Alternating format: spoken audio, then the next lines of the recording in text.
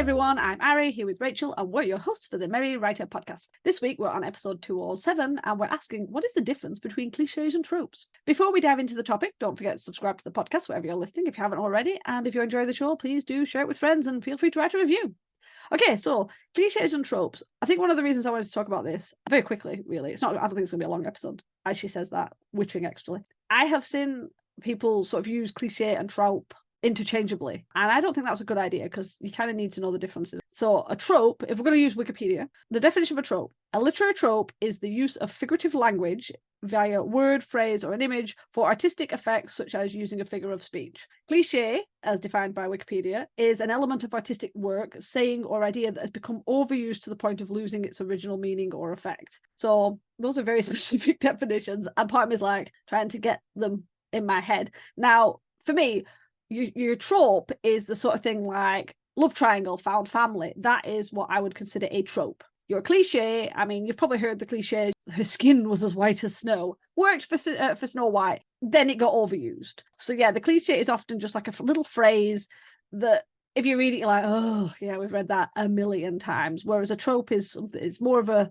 it's a plot device. It is a plot device, yeah. So yeah. And it needs to be used like that. So I'm going to stop talking because my brain's already mush today. Rachel, take it away. Well, I was saying this to Ari before we actually started recording. I know that trope and cliches are two different things, but it's just one of those things that I don't know how to describe them. I don't know how to explain them. Like if somebody came up to me and was like, what's the difference between trope and a cliche? I'd be like, I couldn't tell you. I know there is a difference, but I don't know how to articulate the difference between them. So this is a great topic for the podcast. We don't know what we're doing. We don't know what we're talking about. But Ari mentioned that like a trope, an example of a trope would be like found family or a love triangle. But when I was getting like the actual definitions, the reason we used Wikipedia is because I Googled it and Wikipedia was just the first thing that popped up. And I know Wikipedia is not always right, but yeah, there you go. You mentioned, Ari, that trope could be a found family or a love triangle. But when I was Googling it, there were a lot of websites that were saying a love triangle could be considered a cliche, which I kind of agree with because, you know, a lot of romance novels have love triangles. It's kind of overused in that sense. And depending on how well the love triangle is conveyed throughout the story and how well it's written, it can go either way as a cliche or a trope. And I think that's where it kind of gets confusing and why people think that they are one in the same. Because, I mean, in my opinion, I think tropes become trendy and then everyone uses similar tropes in their books because it's trendy and it's popular. And then over time, those beloved tropes are going to get turned into cliches. And people tend to enjoy tropes while they roll their eyes at cliches. And I think, which is kind of the whole thing, is that cliches are overused, whereas tropes are plot devices if done well and done differently and uniquely from any other story where the trope appears. That was messy. I'm sorry. I mean, it's a weird thing because it's like cliche has always been, in my eyes, it's most about a phrase, not a specific thing. So love triangle isn't a phrase, it is a trope. It's a specific thing that people are looking for in a book. Whereas a cliche is like a saying. So that's the whole all for one and one for all that came from the Musketeers, Three Musketeers. That became, you know, it's like you can recognize it. So technically, I mean, I don't know of anyone who says that other than, you know, it's mostly in that story, but it's that sort of thing. It becomes recognizable, but obviously you can end up using the same one over and over. And that's what, you know, a cliche can then become very popular, which then can become quite trite and annoying. But it's usually a phrase and a saying. So it's somebody woke up on the wrong side of the bed, or, oh, you should kiss and make up, or now, every cloud has a silver lining. It's the kind of annoying thing that people say. And maybe the first time you ever hear it, it's like, oh, yeah, that's a good idea. But if people keep saying the same things to you, it's like, oh, don't cry over spilt milk. It's just like, what the hell does that even mean? Just shut up. It's just annoying. And I always find a lot of cliches are these kind of peppy little things when you're upset about something or stressed about something. And some idiot comes over going, fine, don't worry about it. Don't cry over spilt milk. I want to cry over spilt milk. That was very expensive milk. Shut up, kind of feeling. So I think that is it. It's a cliche is more of a saying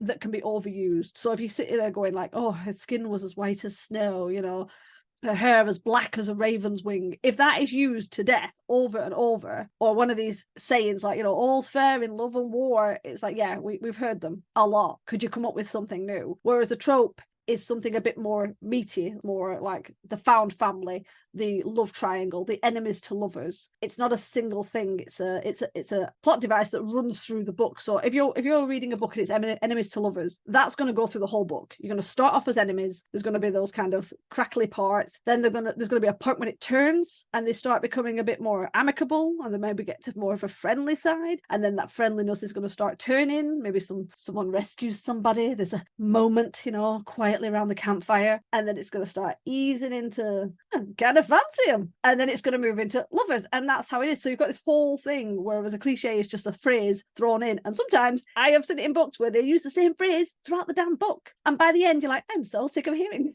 I don't care that her skin is as white as snow. Jeez, get some sun, love. But see, if you think about it, cliches are inside tropes. Does that make any sense? Ari's making a face at me. So I think this is because obviously cliches are phrases, whereas tropes are plot devices, and they're much bigger. But you can have cliches inside of tropes. And this kind of goes back to what I was just saying about the love triangle. When I would a lot of websites, when I was looking it up, people were saying that love triangles are cliches, but it's not the actual love triangle that's the cliche. It's the way that the love triangle is explored throughout the plot. And I can't think of any phrases, or I don't read a whole lot of love triangles because I think love triangles are overused, in which case that is a characteristic of a cliche. So I can't think of any phrases that's typically used throughout, to describe love triangles and the different romances throughout the story and things like that. But do you see what I'm saying? You can have a trope that turns into a cliche because of the way that it is written throughout the story. It's not like the actual trope is the plot device, but the way that it's written can be overused. And if it's too similar to the way it's been done before, then it kind of turns into a cliche. And it's not just the phrases that are used. Well, I guess the phrases that are used make up the trope because that's the writing part of it. I think if I there just is feel a like it's an specific abyss phrase maybe that connects to it. Again, I don't read enough triangles, but yeah, if there's a specific I know, phrase, I don't know why we use this as an example. Always, is it a cliche or is it just trite? I mean, that could be. I don't know.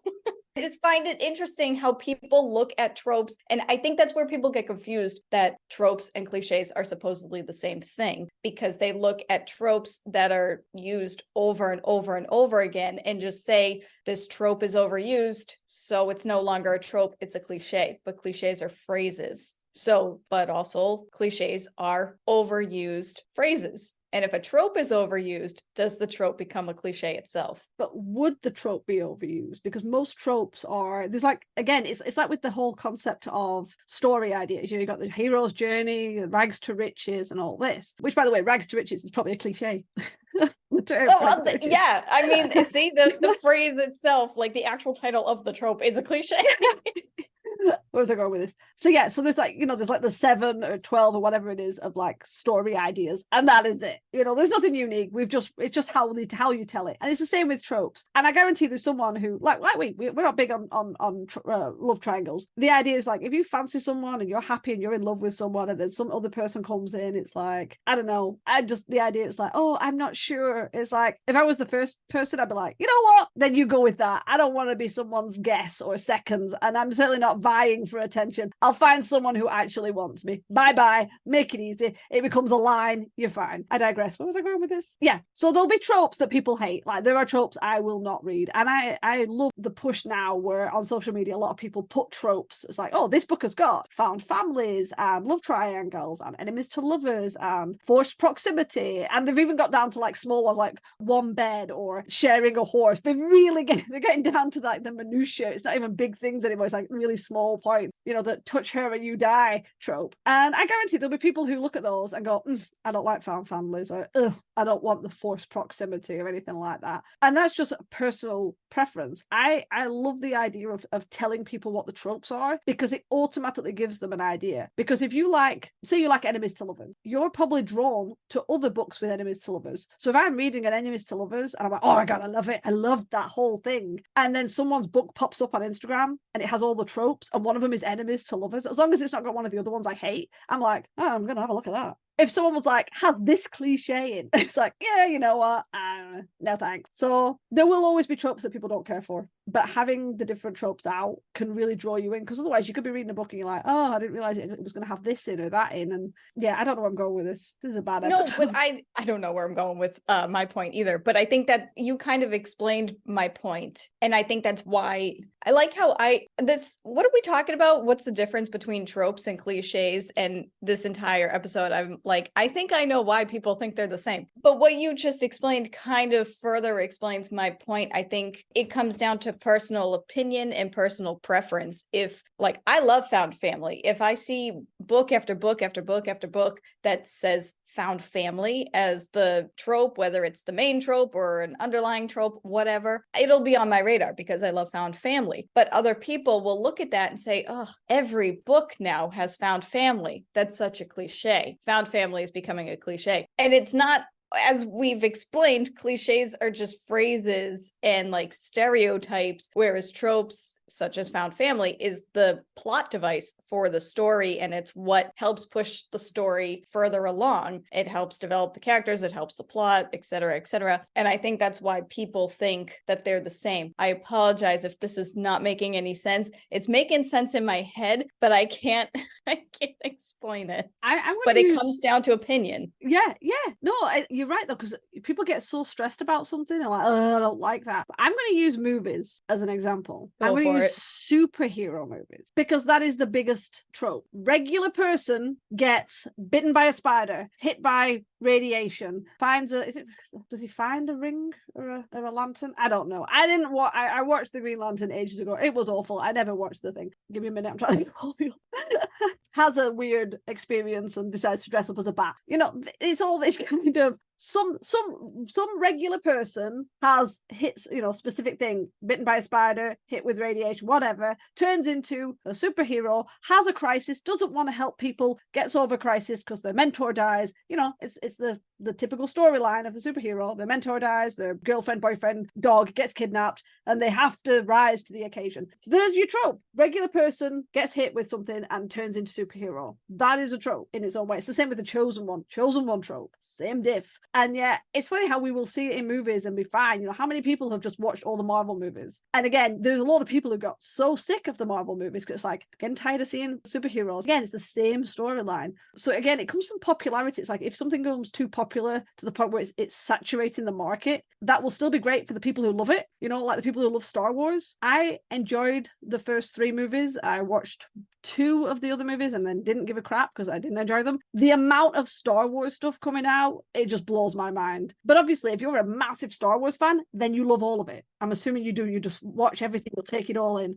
But there'll be people like me who are like, oh my God, so much Star Wars. And I think it's the same with tropes. If people are constantly seeing found families and enemies to lovers, they're going to get bored of it because that's not for them. So then it becomes like, oh, everyone does it. It's like, yeah, but maybe you just happen to be in the social media thread that's where people put it. There are other tropes that other people write that you might like, but if all the ones you're seeing are the stuff that's popular, and it's popular because people buy it, so then people write it and it just feeds into the trope machine, then you're going to get the same things, because that's the thing, isn't it? It's like, if you like found families, you're going to look for books with found families. So then as those books sell, more people are going to write found families because they're going to be like, oh, people are buying those, and it just keeps going. So yeah, I have no idea where this episode is going. I don't either, but see, that begs the question, how many different ways can you write found family? Like, taking your superhero example, they followed the same storyline, but if they all say like similar phrases to describe their situation and stuff like that, that is a cliche. So the cliches are inside the trope, which is what I was trying to say earlier. It's like Pinocchio's nose. I don't know what that's called, but like I forget what that's called. Paradox? I don't know. Pinocchio's nose. Do you know what I'm talking about? Well, I'll explain in case other people don't know what I'm talking about. If Pinocchio says that his nose is going to grow and it does, then that means he was telling the truth, but his nose grow if he's lying, so it wouldn't have grown. That's a weird one. Yeah, so would it grow? Because it's like, if he says then it makes it the truth. Exactly. Ooh. So you get paradoxes. Yeah, it is a paradox, right? Is that the thing? But that's what I mean. Is that what tropes and cliches are? Could they be one and the same? Like, they're not one and the same. They're technically different, but like cliches are tropes. Like, not all cliches are tropes. No, but it's like turtles and tortoises. turtles is the species and tortoises is the subspecies. So all turtles are tortoises, but not all tortoises are turtles. I just I thought think I said that right. They were like, yeah, the tortoise that walks on the land, and then the turtle with the flippers that swims in the sea. Oh no. Two different things, but apparently not. Learn something new every those day. would be sea turtles. I mean, I have a turtle and a tortoise. They're both land mammals. They are reptiles, not mammals. You're just thinking, yes. I did not know that. We have to go and look up turtles. Yeah. So that's kind of that's how I view tropes and cliches. I know they're different, but at the same time, they're so similar. Like, I feel like they could be one and the same, like tropes, like the chosen one. That is a trope, but it is also a phrase used in many books and movies, in which case that would be a cliche. Well, it could be, yeah. It's making me really confused because, yeah, to me, cliches were always the head over heels in love. That's a cliche. Or what goes around comes around is a cliche. So if you're hearing those in stories and some idiot's going, what goes around comes around. Yeah, I don't know. You know what? I'm getting more confused. Maybe we should have. I know, really. Well, that's what I mean. I thought like cliches. Again, I know they're different, but like looking at the definition where it says a cliche is a phrase or a stereotype, I'm like, are you sure there's not much to it? I mean, because you think like opposites attract is a cliche, but could that also be considered a trope? But it's also a trope in like romance novels, for example. Yeah. So that's what I mean. They are different things, but they can be one and the same. So opposites attract could technically be a trope, is, you know, if you put that in a romance thing. But if it is used as a saying, then it's a cliche. Yeah. Okay. I think we figured it out. You know what? I'm really sorry, people. We've had some crappy times when we were recording this back in November. It was a really rough time. We're not at our best, so hence why this is a little bit of a chunky, crunchy episode. We have them every now and then. We appreciate you getting through it, but I'm fine to just end it. I think the episode does make sense in a weird way, though. I think our conversation, it went in circles, but I'm hoping somebody got something out of it. Yeah, exactly. Probably a big laugh or just an idea never to listen to us again. I mean, whatever works. We'll be better next time, I promise. You know what? Let's wrap it up, people. Don't make promises you can't keep. Those are the only promises I do because I forget them. What am I doing? Okay, let's turn it over to you guys. What are your favorite tropes? I'd love to know them. Or your favorite cliches? Maybe you have a really strong cliche you really like. Share it. So let us know your answers in the comments and we'll chat about it. Remember, we do release new episodes every Wednesday. Next week, we'll be discussing what writers should discuss on their blogs. To ensure you don't miss it, hit the subscribe button on your way out. And as always, thank you so much for listening to the Mirror Writing Podcast. And we'll see you next week. This podcast is brought to you by Scraps of Paper. We have notes everywhere. The music, titled Inspired, is by Kevin MacLeod, licensed under Creative Commons 4.0.